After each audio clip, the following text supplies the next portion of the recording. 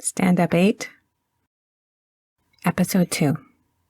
As a trigger warning, the crime that I speak of involves kidnapping and sexual assault. I don't necessarily get into detail, but there is mention of robbery, acts of violence, the use of a gun, and some coarse language.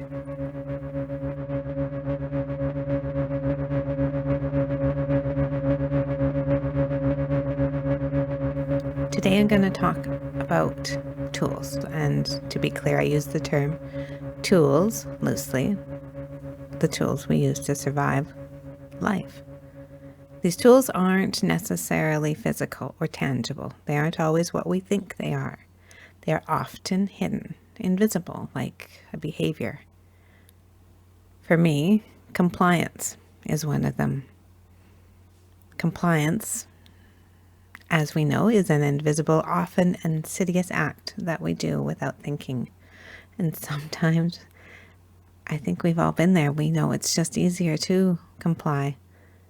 So today I'm going to talk about that, about my experience with being compliant, as I grasped for some element of control to survive the crime and how it ties in with my car.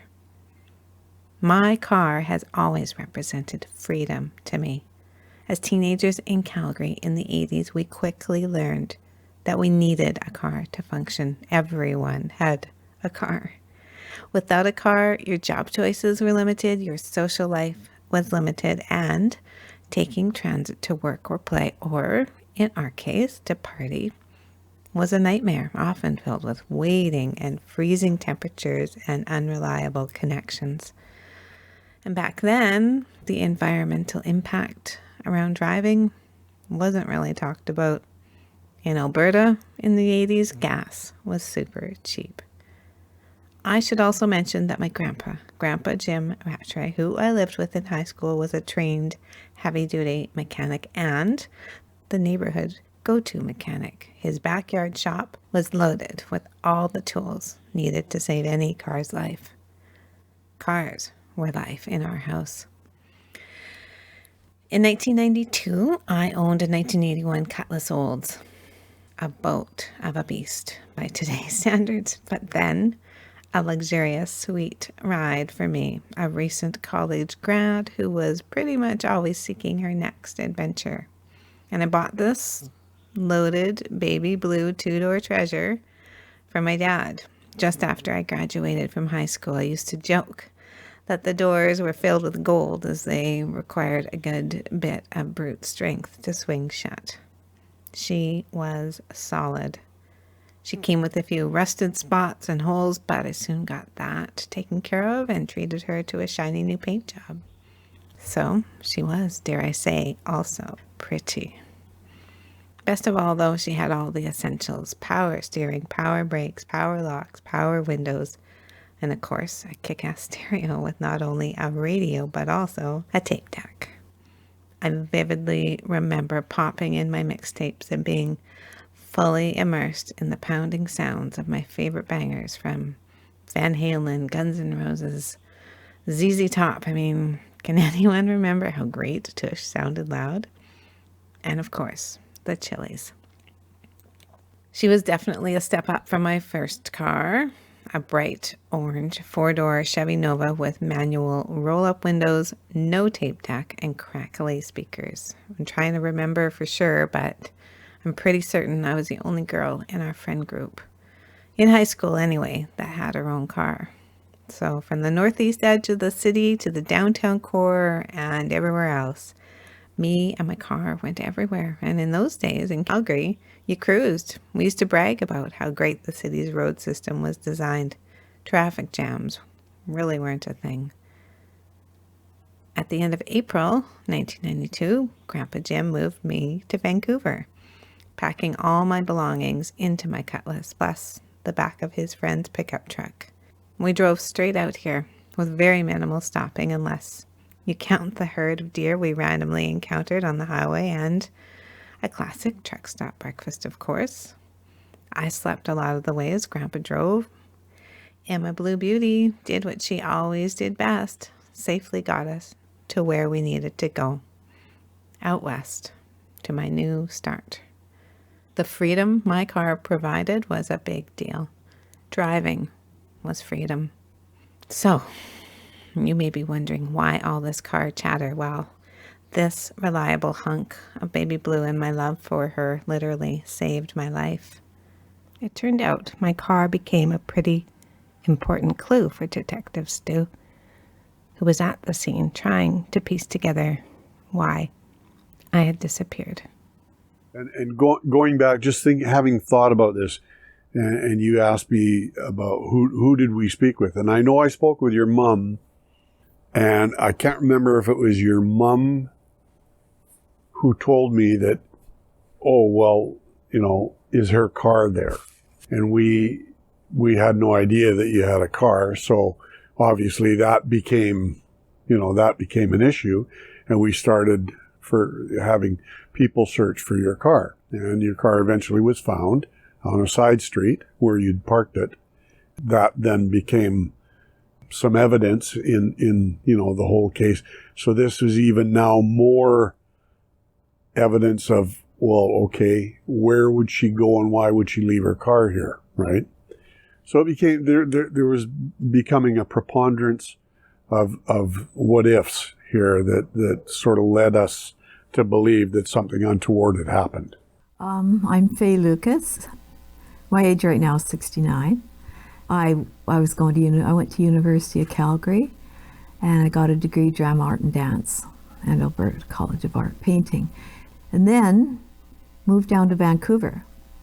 I couldn't get a job right away in Vancouver for about 1.5 years, and then I finally got into the school system. And then the time when I was there, I moved down in 1990, and then my daughter Lenore in 1992 decided to move to Vancouver also, which was great.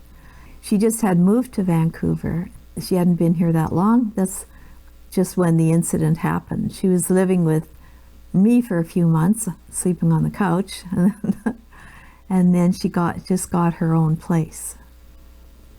I remember the day that it happened. I didn't hear from you, and I thought, that's odd.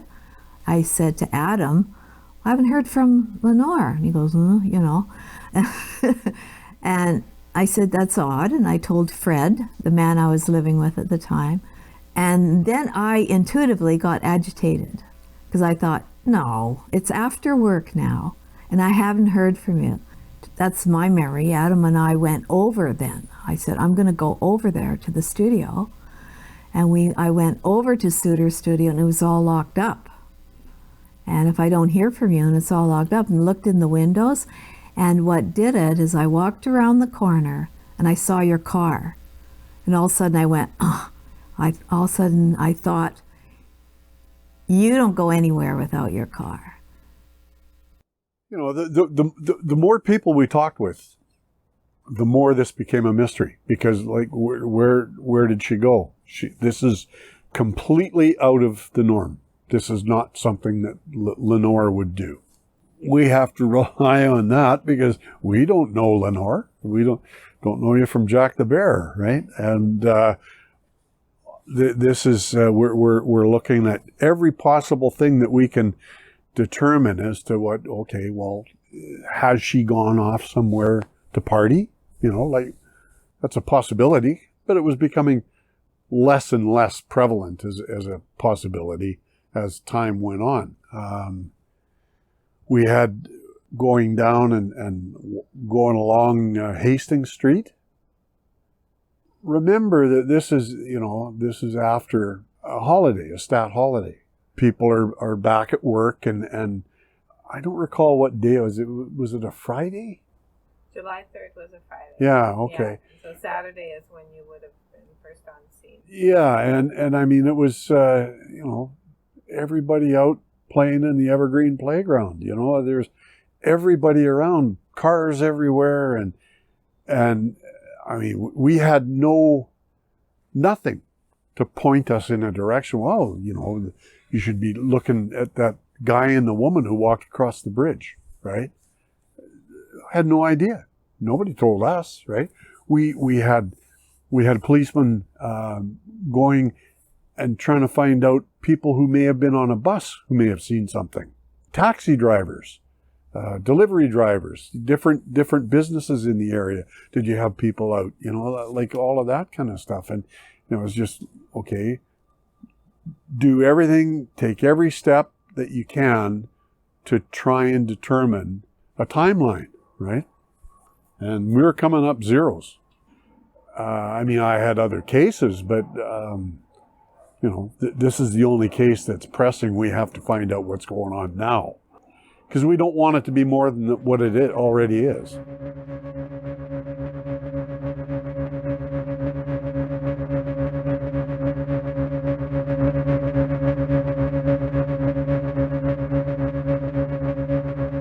My mom was right. I never went anywhere without my car. Moms know when something is wrong. And yes, she would have heard from me. She knew that. And if, in the extremely rare instance that I was going somewhere without my car, she only lived a block away from the photo studio where I worked, I would have taken the car there and parked it where it would be safe. I did not leave my car on random side streets ever. And as I look back now, that car and the way I felt possessive about her helped me survive, no question. As the robbery unfolded live in front of my eyes, this was just one of what I would soon discover were many tough decisions I would need to make over the next 9 days to live. So what happens if you're being forced to make a quick decision that could impact something or someone that is important to you? What if that decision has the risk of death attached to it? What would your gut reaction be? Would you be compliant, agreeable, obedient? And are these reactions different from each other? To me, the words aren't necessarily interchangeable. To me, it's more than just semantics. Obedience is weak. I don't think of myself as weak, usually. I think it's honestly hard to say in advance what we would do when faced with adversity. So often, in the moment, we surprise ourselves. And that's where our gut takes over. That's what happened to me anyway.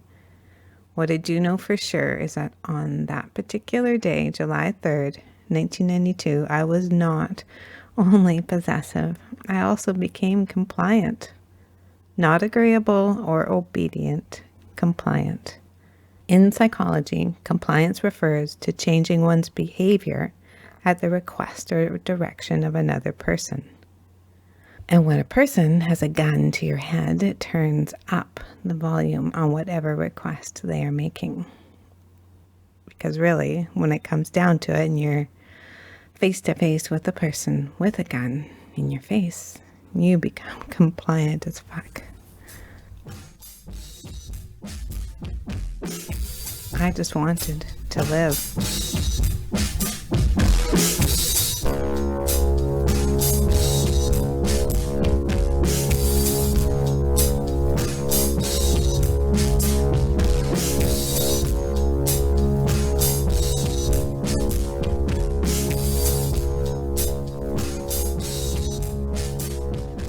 So there we were. My workday was over, and there was a gun pointed at my head. I really messed up this time, I thought. I have no backup plan. He made me lock the outside door, and now we were tucked in the studio in the back, out of sight. The putrid, eye-melting smell was now a non-issue. What the hell? I kept thinking, he wants the money. Give him the money. Maybe this can be all over soon. I've already done the cash out, I said. There's nothing in the till, but I can get the money for you. I stood stiff and waited, hoping this would make him happy. He waved a dismissive gesture at me. His mouth was pursed. He said nothing. I also remained silent, unsure where to look, and in a fraction of that very next moment, he ordered me to turn around, and my back was now facing him. I stared straight ahead, heart pounding hard. Kneel down, he commanded. I did. All I could think was, this is so messed up. It had only been a couple of minutes, but everything was swirling and beginning to blur. I remember silence and hearing my breathing and my heart pounding. And then I heard actual pounding, someone banging on the glass door outside. I heard somebody calling my name. I repeated, Lenore, Lenore, Lenore, are you there? I didn't know what to think. I couldn't tell who the voice yelling my name was. The man with the gun did not like this. He was frantic and muttering and shushing me. I wasn't making any noise. My back was turned, so I couldn't see him, but he continued to bark commands in a lower voice. Quiet. Don't do anything stupid. I hadn't moved. I was still kneeling. My knees started to throb, and I stared at the windowless white wall in front of me. The banging on the door continued, albeit slightly quieter, as the man with the gun had shut the door. It was our only way out. Are you expecting someone? A guy? Your boyfriend? He barked. He's got dark hair. I was so afraid. I felt like there was no right answer. I said no. No, I was just closing. We close at 5.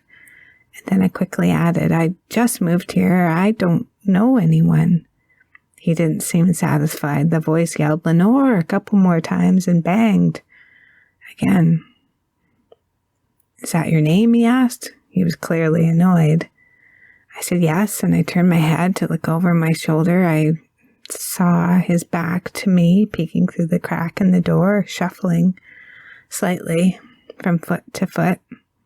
He turned, and we made eye contact. Turn around, he ordered. Quiet. And then it was quiet. Both of us breathing, saying nothing. My shoulders started to shake like I was cold. My chest hurt when I tried to find my breath. In my mind, I was also searching for a solution, a way out, a way for me to go home. I moved here to Vancouver to be a journalist. They didn't cover what to do in an armed robbery in journalism school. Time passed, 10 minutes, 20, 30, maybe more. I had no idea. And then he started to talk, to question. He was calmer now, but very direct. Where's the money? Over there, I pointed over my left shoulder towards the backdrop, still kneeling with my back to him. This time, I didn't look around. He fully shut the door, and I only faintly heard the street outside. The hum of the air conditioner seemed louder. This is it, I thought. Go get the money, he said, and then added, I just escaped from prison. Don't do anything stupid. I'm not going back. I got it. It was important for me to obey in order to stay alive. He can have all the money. I would happily hand it over, all $200 of it, so I did. He quickly counted it, put it in his pocket. I stood about 6 feet away. He looked concerned. Is this everything? I tried to assure him that yes, it was. I rambled a bit about Fridays being slow days and that nothing was sold. He had all that I can give, I thought. I told him that we can't stay here much longer as the bridal shop staff come over to set the alarm before they close. I wanted him to go. I was hoping that this would help speed things up. Again, he looked concerned. I stood facing him, and every once in a while I'd catch a glimpse of the street as he randomly opened and closed the studio door. I felt that it was already getting darker. We're going to get your car, he said. This I could not handle. My instant gut reaction was no, I do not want to be in a car with you. I was also very overprotective about my car, so I lied. We can't, I said. I think my mom has it. It's parked in front of her house, and she sometimes uses it. This was not what he wanted to hear. He started to talk faster, firing rapid-fire questions at me. Where does my mom live? Who else would be there? Can you call her? I did my best to give him dead-end answers while seeming helpful. He said he just needed to get away. I offered to call him a cab, to which he said, yeah, right, as soon as I'm 5 minutes away, you'll call the cops. And he was right. I would do that. I was out of solutions. So we waited in silence while he thought. It was now just after 6. Get your stuff, he said suddenly. I need to take you where I have some things stored. Then I'll let you go. I felt that I didn't have a choice. I grabbed my bucket and we started walking, and we walked and walked and walked. It was a warm summer day, but he kept his filthy, old-school blue Adidas zip-up jacket zipped up. In his right pocket, he held the gun out of sight, pointing it in my side. As instructed, I walked on his right, close, always touching. I had no idea where we were going. We crossed a major commuter bridge on foot in rush hour traffic. We passed hundreds and hundreds of cars. We passed people at bus stops and people on their way home. I wanted to push him into traffic, but I was afraid of dying. I didn't know if I was strong enough, and I didn't want to get shot. I didn't want to end up a headline. Moving here was supposed to be the beginning of my new life. This was not how I thought it would go. Don't do anything stupid, he said on continuous repeat. When we walked by people, I didn't make eye contact. I mostly looked down. We were completely mismatched. I was 21 years old, blonde, wearing a bright red and black zebra print blouse and dress pants, and he was 40, bald, looking like he had just dragged himself out of his shit pile. At one point, he stopped in the middle of the sidewalk to pick up a dime. I shuddered. At another point, a woman at a bus stop did make eye contact with me. She gave me a sad look, but that was all. It felt like we'd been walking for hours. He kept saying, just 5 more minutes, although he said it at least 47 times. And then we were on the side of the highway, a major road, walking up a grassy hill. Cars were whizzing by. I could only guess that we were somewhere in North Vancouver. I saw a slight opening in the bush. It confused me, but I didn't have any time to think. He was more forceful than he'd ever been. He made sure I veered left down a makeshift path around more dense bush, and then I saw it. Camp Hell. A piece of astroturf and shit piled everywhere. There was no way out.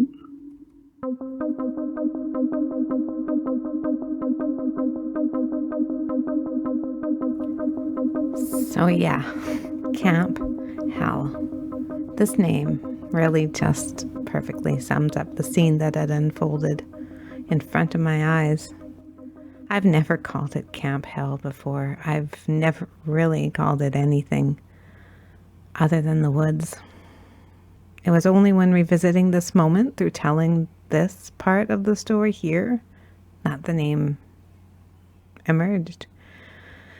It was a fucking awful place. Pardon my French. In an instant, in my gut, I knew there was no way out. And how and why did I get here? Was I too compliant? Well, believe me, over the years that have followed, I have been asked this question directly and more often indirectly way too many times for my liking. So many people want to find fault and weakness in the victim.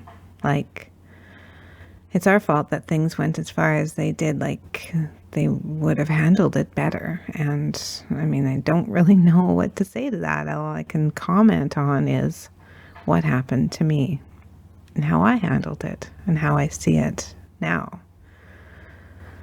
My natural instinct in this extreme situation was to be compliant, not agreeable, not obedient. And somewhere before that in my life, I know now that I must have learned that as a coping mechanism. Whether it was instilled in me when I was a child, learning to walk and talk again at the age of 7 after being hit by a car, or maybe a reaction to the unwanted sexual violation from someone close to me that happened as a preteen, or something else. I don't know. This behavior was a survival strategy learned from some other previous life trauma. That's my guess. Yes, we walked for probably 3 hours to Camp Hell in broad daylight in rush hour traffic, and yes, I did nothing to intentionally draw any attention to my situation. It was all up to me to do something to change that. I knew that. I chose to comply. It's all that I knew. And I didn't want to get shot. I've never once, even now, ever regretted my actions. I'd still say that if I knew then what I know now, I probably wouldn't have survived. I'm hoping, though, that maybe a true understanding will unravel more as the story unfolds. So you'll be hearing more, including more about the role of my car. You will also hear from those that knew me before, from my family to my best friend of over 40 years, because trauma reverberates. It impacts us all, not just the person who experienced it. My hope is that the reflections and circumstances shared will provide you with some relatable insight into your own life stuff. Stand Up 8 is about owning your past and the often bumpy road to finding resilience, strength, trust, hope, and purpose. For me, setting this specific story free is just the beginning.